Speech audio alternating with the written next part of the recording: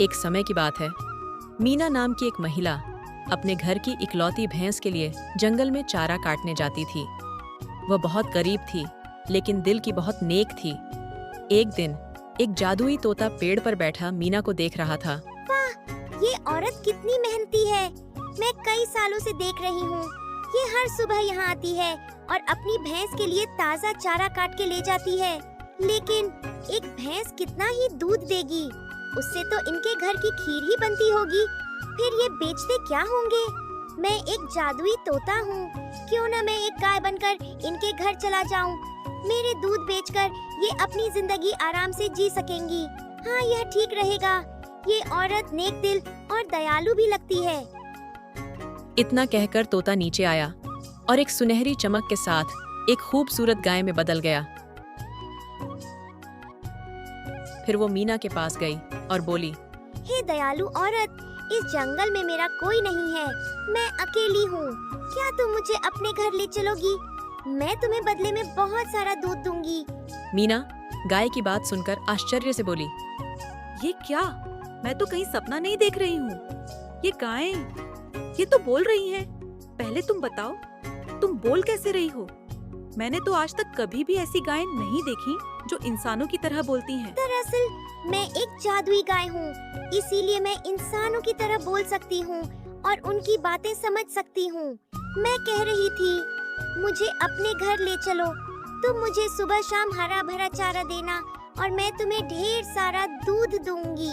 तुम उस दूध को बेचकर अपनी जिंदगी आराम से जी सकोगी। आखिर एक भैंस से तो तुम्हारा गुजारा हो नहीं रहा। मीना यह सुनकर बहुत खुश हुई और बोली, अरे जादुई गाय, तुम सच कह रही हो। अगर ऐसा हुआ तो हमारी सारी मुश्किलें खत्म हो जाएंगी। ठीक है, तुम मेरे साथ चलो। मीना गाय को लेकर घर की तरफ चल पड़ी। थोड़ी देर बाद मीना गाय के साथ घर पहुंची तो उसके पति रब्बी ने आश्चर्य से पूछा, अरे मीना, तुम तो भैंस के लिए चारा लेने गई थी, फिर ये गायें कहाँ से ले आई तुम? रवि, मैंने इसे कहीं से पकड़ा नहीं है। ये मुझे जंगल में मिली। इसे बस थोड़ा सा चारा देना है। इसके बदले में ये ढेर सारा दूध देगी। एक भैंस से हमारा गुजारा नहीं हो रहा था। अब इस गाय का दूध बेचकर हम अच्छे से जी सकेंगे। मीना, तुम सच कह रही हो तो फिर तुमने बहुत अच्छा काम किया है। हम आज से इन गायें का अच्छे से ध्यान रखेंगे। उस दिन से रोज दोनों जंगल से गाय के लिए हरा भरा चारा लाने लगे। धीरे धीरे दिन बीतते गए और उनकी गरीबी दूर होने लगी। कुछ समय बाद रवि मुखिया के पास रोज दूध देने जाने लगा। एक दिन उसका पड़ोसी सुरेश ये सब देखकर सोचने लगा, और इसके पास तो एक ही भैंस थी, फिर ये रोज बाल्टी भर भर के दूध कैसे ला रहा है?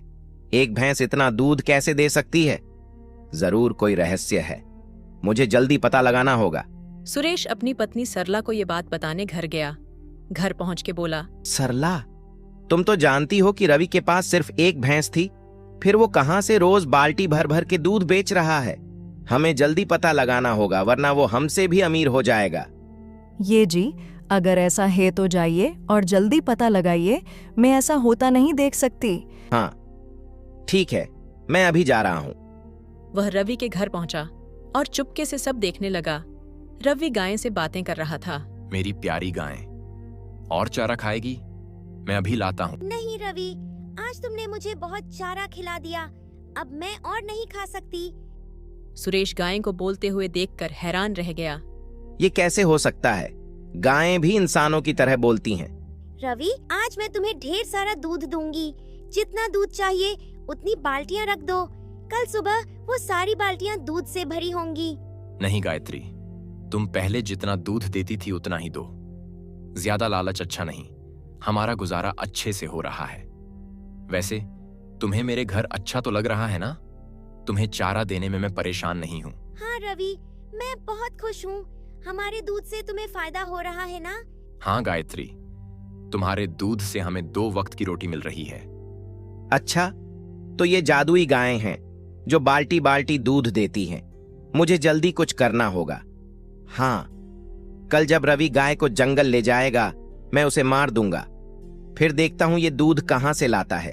रवि, एक जरूरी बात सुनो, अगर मुझे कुछ हो जाए या मुझे कोई मार दे तो तुम चिंता मत करना।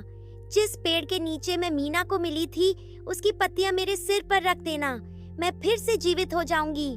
गायत्री, ऐसी बातें क्यों करती हो? मेरा किसी से झगड़ा नहीं, कोई तुम्हें क्यों मारेगा? चलो, मैं तुम्हें जंगल ले चलता हूं।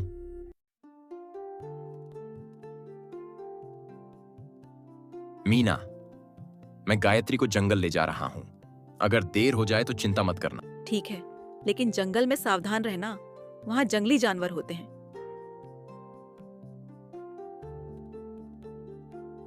रवि गायों को लेकर जंगल गया।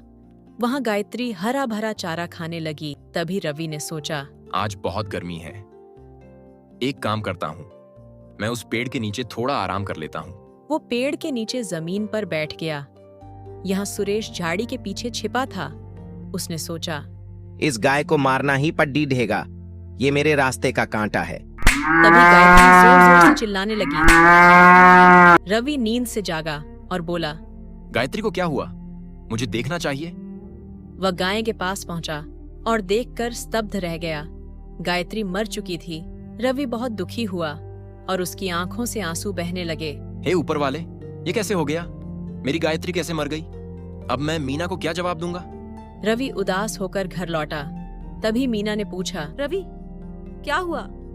तुम इतना दुखी क्यों हो? और गायत्री कहाँ है? मीना, मैं तुम्हें कैसे बताऊं? गायत्री अब नहीं रही, वो मर गई।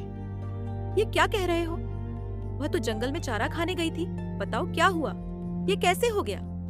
मैं जंगल में पेड़ के नीचे सो रहा था, तभी अचानक गायत्री की चीख सुनाई दी। जब मैंने देखा तो वह मर चुकी थी। वह गाय ही हमारी कमाई का एकमात्र सहारा थी। अब हम क्या करेंगे? चिंता मत करो, मुझे गायत्री का रहस्य पता है। मैं जंगल से पत्तियां लाता हूँ। ठीक है, लेकिन सावधानी से जाना। और उस पेड़ के पत्तियां लेकर गाय के पास पहुंचा। उसने पत्तियां गाय की सर पर रखीं।